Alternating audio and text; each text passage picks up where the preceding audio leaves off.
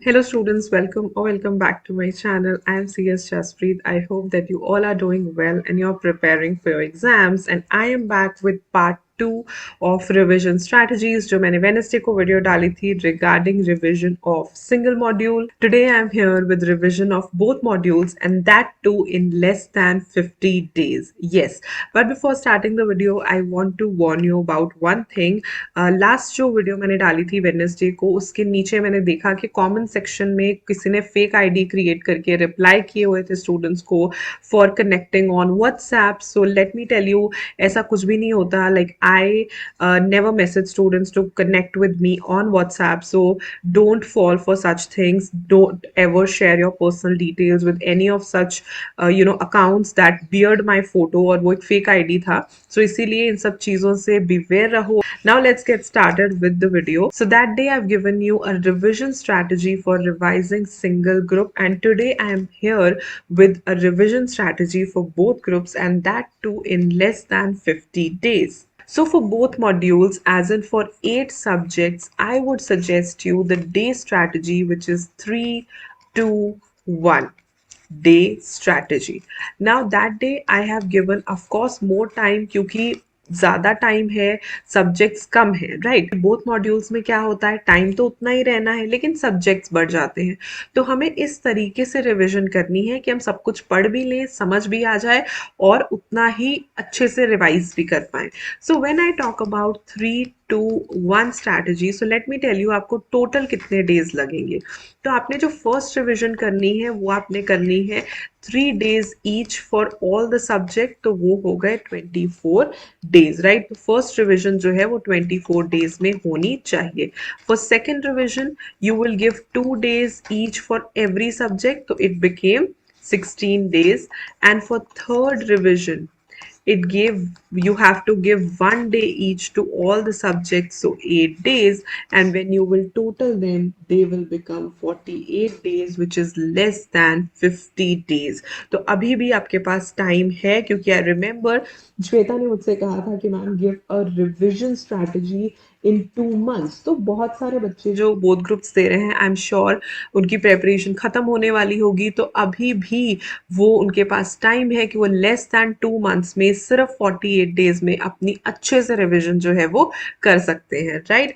But the most important thing is that what to revise and how to revise, ताकि सब चीज़ें आप revise कर पाओ. तो जब आपने करनी है फर्स्ट रिविजन, वैसे तो आई ऑलवेज सजेस्ट कि जब आप प्रेपरेशन करते हो बोथ ग्रुप्स की, तब आप ये चीज़ का ध्यान रखा करो कि प्रेपरेशन करते करते आपने शॉर्ट नोट्स बनाए हो, दैट हेल्प यू. और अगर शॉर्ट नोट्स बनाने का टाइम नहीं है तो इम्पॉर्टेंट चीज़ों को हाईलाइट कर लो, क्योंकि अगर किसी टॉपिक में 10 लाइन्स लिखी है ना, तो उसमें 2 to 3 लाइन्स ही ऐसी होती हैं जो इम्पॉर्टेंट होती हैं, जिनका क्रक्स आपको चाहिए होता है, एंड बाकी चीज़ें होती हैं एक्सप्लेनेशन. तो वो इम्पॉर्टेंट लाइन्स को हमेशा हाईलाइट करो, हमेशा मार्क करो, ताकि वो आपकी हेल्प में आ सके जब आप फर्दर रिविजन करते हो. तो बात आई प्रैक्टिकल क्वेश्चंस की. तो प्रैक्टिकल क्वेश्चंस में जब आप प्रेपरेशन करते हो तो जो इम्पॉर्टेंट क्वेश्चंस होते हैं उन्हें साथ साथ में मार्क कर लिया करो, ताकि रिविजन के टाइम पे आप उन्हें रेफर कर पाओ. और फर्स्ट रिविजन में आपने ये सारी चीज़ें अच्छे से डिटेल में स्टडी करनी है, बिकॉज आपको 3 days ईच मिलेंगे and 3 days is a good time, right. 3 days का जो टाइम है वो बिल्कुल भी कम नहीं है. ये तीनों चीज़ों को आपने डिटेल में स्टडी करना है, चाहे वो आपकी शॉर्ट नोट्स हैं, चाहे वो आपका हाईलाइटेड मटेरियल है, चाहे वो आपके इंपॉर्टेंट क्वेश्चंस हैं. क्योंकि यहाँ पे भी मैं बात सेम कहूँगी कि आपका टारगेट होना चाहिए कि आपने सारा सिलेबस कवर करना है, राइट. तो ये पहली चीज़ हो गई जो आपको अच्छे से समझनी है कि फर्स्ट रिविजन है, फर्स्ट रिविजन में ये सारी चीज़ें इन डिटेल करनी है. और ये 3 days ईच रहेगी, तो आपको पता चल जाएगा कि it will be very very beneficial, और आप काफ़ी चीज़ें जो है वो कवर कर पाओगे in the first revision only. 3 days जो है वो कम नहीं होते अगर मैं फर्स्ट रिविजन की बात करूं. अब थोड़ा सा आपको अपना टाइम लिमिट तो करना ही पड़ेगा, बिकॉज 8 सब्जेक्ट्स हैं, right.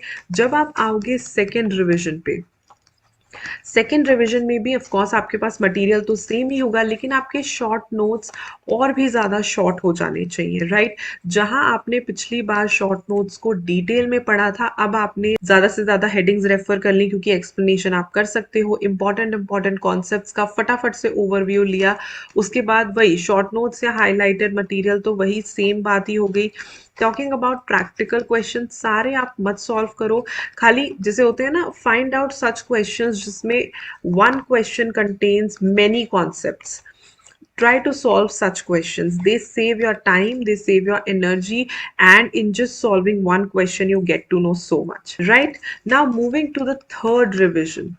In third revision, I would say that you have to go through the crux of all the topics, plus in practical sums also limit yourself to solving few and getting an overview of formulas and concepts perfectly. तो याद रखनी है कि third revision यानी कि one day each पे जब आपने आना है, तो आपका स्पीड ऐसा होना चाहिए कि आप हर चीज कवर कर पाओ, बिकॉज गोल इज सेम कि सारा सिलेबस आपने कवर करना है। तो इस 3-2-1 स्ट्रैटेजी में आपने इस चीज का ध्यान देना है कि यहाँ पे आपने हाईलाइटेड मटेरियल शॉर्ट नोट्स को डिटेल में पढ़ना है, प्लस जितने सम्स हैं, like important sums of, obviously not all, important sums को सॉल्व करने की कोशिश करनी है। सेकेंड में जब आप आओगे, यानी कि 2 डे स्ट्रैटेजी में जब आप आओगे, तो आपने शॉर्ट नोट्स का ओवरव्यू लेना है, प्लस कुछ जो आपको लगते हैं इंपॉर्टेंट एंड डिफरेंट सम्स हैं वो सॉल्व कर लेने हैं। और 1 डे स्ट्रैटेजी में जब आप पहुंचोगे, तो 1 डे स्ट्रैटेजी में आपने क्विक ओवरव्यू लेना है शॉर्ट नोट्स का, plus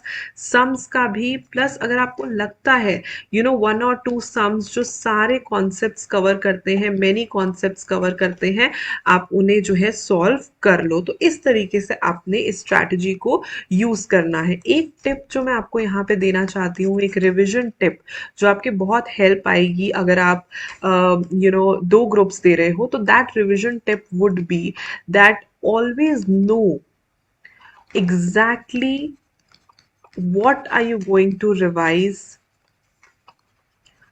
what are you going to revise one day before. Revise one day before. In both groups it is very very important, because single group में फिर भी मुझे लगता है कि बच्चे कर लेते हैं, प्लस स्ट्रेस कम होता है, 4 सब्जेक्ट्स होते हैं, but in both groups 8 subjects हैं, स्ट्रेस भी ज़्यादा है।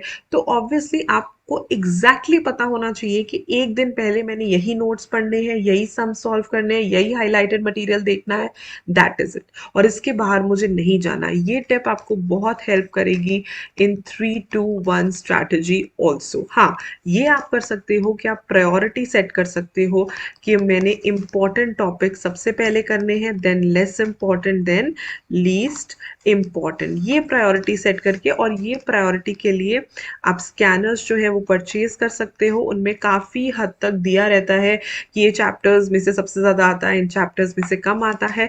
I leave the links to the same in the description box, right. तो ये सारी चीज़ें हैं जो आपने ध्यान में रखनी है अगर आप बोथ ग्रुप्स की रिविजन कर रहे हो, राइट। बिकॉज बोथ ग्रुप्स में 8 सब्जेक्ट्स होने की वजह से सिलेबस जो है वो बहुत वास्ट होता है, और बहुत सारे बच्चे बहुत सिलेक्टिव हो जाते हैं।